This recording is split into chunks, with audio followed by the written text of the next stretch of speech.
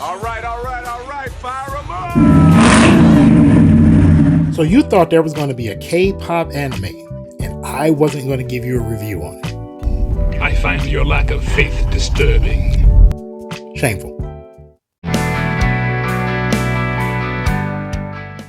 I won't point any fingers and say who said it, but you've been warned for quite a while that K-pop was going to start taking over. The fact that way back in, I want to say 2006, Akon did a song with a K-pop group, and I've seen other well-established American artists do K-pop songs like Selena Gomez. This is just the natural progression of K-pop taking over, and I have been warning about this for quite a while. K-pop Demon Hunters is such a fun film, and more people need to talk about just how fun it actually is. K-pop Demon Hunters is a wild, and fun ride. Flashy choreography, demon slaying action, and, just the right dose of pop culture satire. It's a genre-building film that delivers a unique cinematic experience, and it's campy and still very charming. The story follows a globally famous K-pop girl group who secretly moonlights as a demon hunters. Yes, just like the title says. And by day, they are adored idols, but by night they wield ancient weapons and mystical powers to protect the world from supernatural threats. It's a mashup. This could have easily been just a one-off flat film, but it's very energetic thanks to the direction of Maggie Kang and Chris Applehans. It mostly moves and soars. It's just a fun film overall. I could easily pick one person in the cast and say that's the lead, that's the person who makes this move, but really that would be an absolute lie.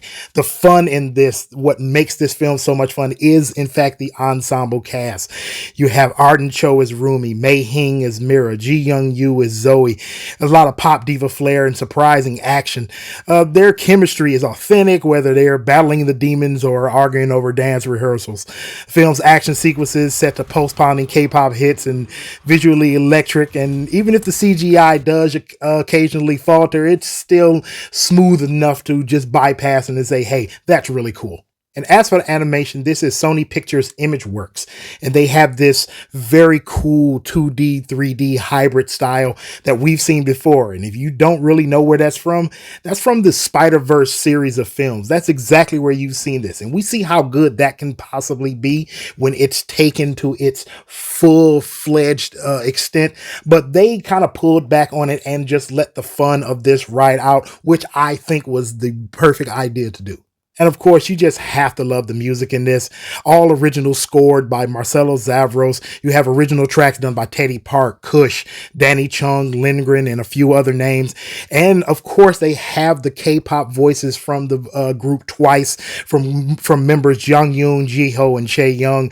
Obviously, if they're going to do a movie about K-pop idols, you're going to have some very established K-pop idols come in and sing this. And if you don't know, those voices from Twice, they are about as established as K-pop voice idols can possibly be.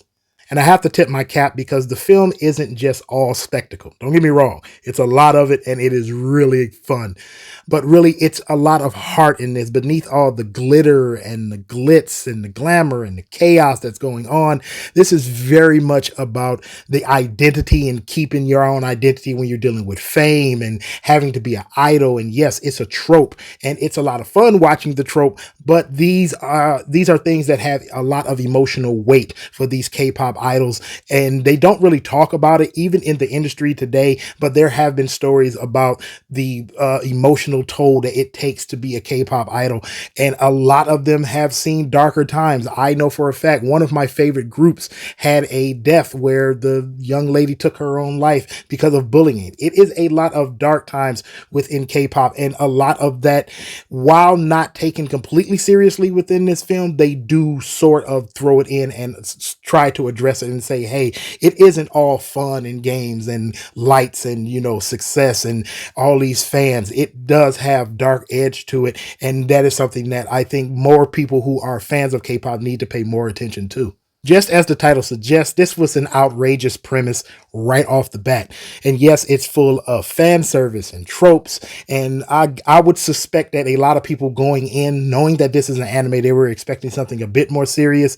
But this doesn't fit alongside of anime like My Hero Academia or Demon Slayer. This goes along with something more cartoonish like Avatar: The Last Airbender, where even though it has a lot of seriousness in it, still has a lot of fun and a lot of heart, just like K-pop Demon Hunters. This fantasy, this is comedy, this is K-pop. It's just meant to be fun, tell a cute story, and get more people involved and maybe tuning in to more K-pop songs. And honestly, I've been telling you for the longest that you should, because it is actually a very good genre of music. Does it have its problems? Yes, but those problems are very small compared to the overall picture. It is still a lot of fun. It's colorful. It tells a very fun story. The music is absolutely fantastic. The all original songs, very cute songs, just like the industry itself, but the songs do punch. And guess what?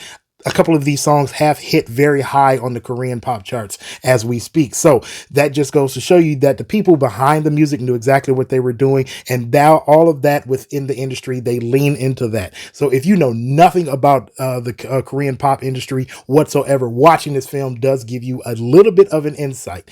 And that's pretty much what the film was for. Like I said, 7 out of 10, but I want to know what you thought of it if you've seen it. And if you haven't, are you actually going to go and watch it? And honestly, if you have watched it, I want to know who's your favorite K-pop group, because if you've watched this film, I know for a fact you listen to K-pop music just like I do. I have a few different K-pop bands I actually listen to. I'll leave them down in the comments to let you know which ones I truly, truly love. That's it for now. I'll catch you in the next video, and we'll end this one the same way we end all videos. God bless. I love you, and peace. See you next time.